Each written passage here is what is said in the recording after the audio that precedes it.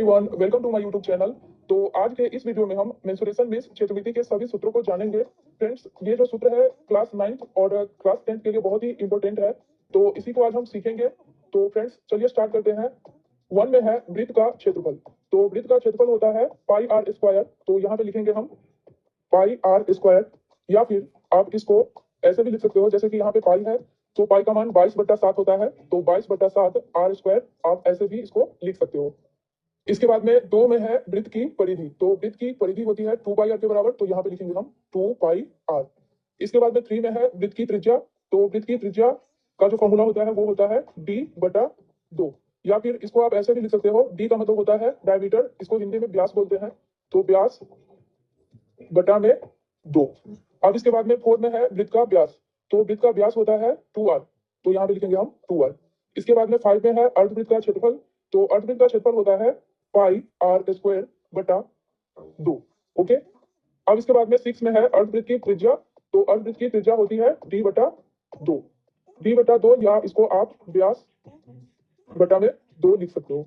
इसके बाद में 7 में है अर्धवृत्त का व्यास। तो अर्धवृत्त का व्यास होता है 2r, इसका जो सूत्र होगा 2r होगा। इसके बाद में 8 में है अर्धवृत्त की परिधि। तो अर्धवृत्त की परिधि होती है पाई आर प्लस डी, इसका जो सूत्र होगा वो होगा पाई आर प्लस डी। यहाँ पे फ्रेंड्स डी का मतलब व्यास होगा। अब इसके बाद में 9 में है त्रिज्यखंड का क्षेत्रफल। तो त्रिज्यखंड का क्षेत्रफल होता है θ/360 डिग्री गुना पाई आर स्क्वायर। ओके।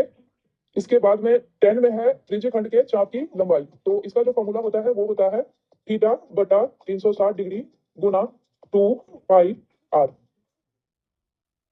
यहाँ पे जो थीटा है इसमें कोण का मान होता है, इसमें कोण का कुछ भी मान हो सकता है, जैसे 30 डिग्री, 45 डिग्री, 90 डिग्री, 15 डिग्री, या कुछ भी हो सकता है। यहाँ पे थीटा का मतलब होता है कोण का माप। इसके बाद में 11 में है वृत्त के लघुखंड का क्षेत्रफल। तो इसका जो फॉर्मूला होता है वो होता है θ/360 डिग्री गुना pi R square minus 1/2 R square sine theta. Okay. अब इसके बाद में 12 में है वृत्त के दीर्घखंड का क्षेत्रफल। तो वृत्त के दीर्घखंड का क्षेत्रफल होता है 360 डिग्री माइनस θ/360 डिग्री गुना पाई आर स्क्वायर। अब इसके बाद में 13 में है बेलन के वक्र पृष्ठ का क्षेत्रफल। तो इसका फॉर्मूला होता है 2 पाई आर एच। फ्रेंड्स, यहाँ एच का मतलब हमें ऊंचाई समझना है। इसके बाद में 14 में है बेलन के संपूर्ण पृष्ठ का क्षेत्रफल। तो इसका फॉर्मूला होता है 2 pi R into R plus H. अब इसके बाद में 15 में है बेलन का आयतन। तो बेलन का जो आयतन होता है उसका फॉर्मूला होता है पाई आर स्क्वायर एच। अब इसके बाद में 16 में है घन के वक्र पृष्ठ का क्षेत्रफल। तो इसका फॉर्मूला होता है 4a स्क्वायर। फ्रेंड्स, यहाँ a बराबर क्या है, a का मतलब क्या समझेंगे, भुजा। तो ये आप ध्यान रखिएगा, a का मतलब भुजा होता है। अब इसके बाद में 17 में है घन के कुल पृष्ठ का क्षेत्रफल। तो घन के कुल पृष्ठ का क्षेत्रफल होगा 6a स्क्वायर। फ्रेंड्स, यहाँ पे 6a स्क्वायर है, इसका मतलब हुआ 6 गुना a स्क्वायर। ओके। अब इसके बाद में 18 में है घन का आयतन। तो घन का आयतन होता है a क्यूब, या फिर आप इसको ऐसे भी लिख सकते हो, a का मतलब होगा भुजा, तो भुजा का क्यूब। अब इसके बाद में है 19 में घनाभ का वक्र पृष्ठीय क्षेत्रफल। तो इसका फॉर्मूला होता है 2h into L plus D. Friends, यहाँ पे एल का मतलब होगा लेंथ मीन्स लंबाई, डी का मतलब होगा चौड़ाई, और एच का मतलब होगा ऊंचाई। अब इसके बाद में 20 में है घनाभ का संपूर्ण पृष्ठ का क्षेत्रफल। तो इसका फॉर्मूला होता है 2 into L B plus B H plus H L. Friends, यहाँ पे 2 into L B plus B H plus H L है। एल बी का मतलब हुआ एल गुने बी, बी एच का मतलब हुआ बी गुने एच, एच एल का मतलब हुआ एच गुने एल। अब इसके बाद में 21 में है घनाभ का आयतन। तो इसका फॉर्मूला होता है एल बी एच, ये तीनों गुना में होंगे, लंबाई गुने चौड़ाई गुने ऊंचाई। अब इसके बाद में 22 में है शंकु का वक्र पृष्ठीय क्षेत्रफल। तो इसका फॉर्मूला होता है पाई आर एल। फ्रेंड्स, यहाँ पे पाई का मतलब 22/7, आर का मतलब त्रिज्या होगा, एल का मतलब तिर्यक ऊंचाई मीन्स तिरछी ऊंचाई। अब इसके बाद में 23 में है शंकु का कुल पृष्ठीय क्षेत्रफल। तो इसका फॉर्मूला होगा pi R into L plus R. इसके बाद में 24 में है शंकु का आयतन। तो शंकु का आयतन होगा 1/3 पाई आर स्क्वायर एच। यहाँ पे एच का मतलब ऊंचाई होगा, आर का मतलब त्रिज्या, और पाई का मान होता है 22/7। अगर दशमलव में पाई का मान अगर पूछा जाए तो इसका मान होगा लगभग में 3.14। इसके बाद में 25 में है शंकु की तिर्यक ऊंचाई। तो इसका फॉर्मूला होता है, शंकु की तिर्यक ऊंचाई को हम एल से सूचित करते हैं। तो एल बराबर हो जाएगा √h² प्लस r²। ओके। अब इसके बाद में है 26 में घन का विकर्ण। तो घन का विकर्ण होता है √3 गुना 1 भुजा। आप इसको ऐसे भी लिख सकते हो या फिर आप इसको ऐसे लिख सकते हो √3a। √3a का मतलब हुआ √3 गुना a का मतलब भुजा होगा यहाँ पे। अब 27 में है घनाभ का विकर्ण। तो इसका फॉर्मूला होता है √ में L² plus B² plus H²। ये हमारा फॉर्मूला हो जाएगा घनाभ का विकर्ण। अब इसके बाद में 28 में है गोले का पृष्ठीय क्षेत्रफल। तो इसका फॉर्मूला होता है 4πr²। अब 29 में है गोले का आयतन। तो गोले का आयतन होता है 4/3 πr³ ओके। अब इसके बाद में 30 में है अर्धगोले का वक्र पृष्ठीय क्षेत्रफल। तो इसका फॉर्मूला होता है 2πr²। अब इसके बाद में 31 में है अर्धगोले का कुल पृष्ठीय क्षेत्रफल। तो इसका फॉर्मूला होता है, जैसे कि यहाँ पे 2πr² है तो कुल में कितना हो जाएगा 3πr²। ये आपको आसानी से याद हो सकता है ये दोनों फॉर्मूला। अब इसके बाद में 32 में है अर्धगोले का आयतन। तो इसका फॉर्मूला होता है 2/3 πr³। अब इसके बाद में 33 में है छिन्नक के वक्र पृष्ठ का क्षेत्रफल। इसको हम ऐसे भी बोल सकते हैं या इसको ऐसे भी बोल सकते हैं, शंकु के छिन्नक के वक्र पृष्ठ का क्षेत्रफल।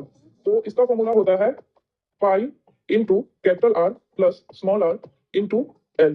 फ्रेंड्स, यहाँ पे R का मतलब होगा बड़ी त्रिज्या, r का मतलब होगा छोटी त्रिज्या और L का मतलब होगा तिर्यक ऊंचाई। अब इसके बाद में 34 में है छिन्नक के संपूर्ण पृष्ठ का क्षेत्रफल। तो फ्रेंड्स, इसका फॉर्मूला होता है पाई इंटू एक बड़ा कोष्ठ लगाएंगे, फिर एक स्मॉल ब्रैकेट यहाँ पे लगाएंगे, इसके बाद में R plus r into L, इसके बाद में प्लस R का स्क्वायर प्लस r का स्क्वायर। तो फ्रेंड्स, छिन्नक के संपूर्ण पृष्ठ का क्षेत्रफल हो जाएगा pi into R plus r into L plus R² plus r²। Friends, यहाँ पे R का मतलब बड़ी त्रिज्या और r का मतलब होगा छोटी त्रिज्या। अब इसके बाद में 35 में है छिन्नक का आयतन। तो इसका फॉर्मूला होता है 1/3 पाई इंटू R का स्क्वायर प्लस r का square plus R into r, ये दोनों गुना में होगा R गुना r, फिर यहाँ पे कोष्ठ बंद करेंगे, इंटू में h का मतलब होगा ऊंचाई। तो छिन्नक का आयतन क्या हो जाएगा 1/3 पाई इंटू R का स्क्वायर प्लस r का square plus R into r into में h ओके। अब इसके बाद में 36 में है छिन्नक की तिर्यक ऊंचाई। तो फ्रेंड्स, तिर्यक ऊंचाई का मतलब होता है तिरछी ऊंचाई। तो इसको हम L से डिनोट करते हैं। तो L बराबर क्या हो जाएगा यहाँ पे √h² plus R minus r का स्क्वायर साथ में।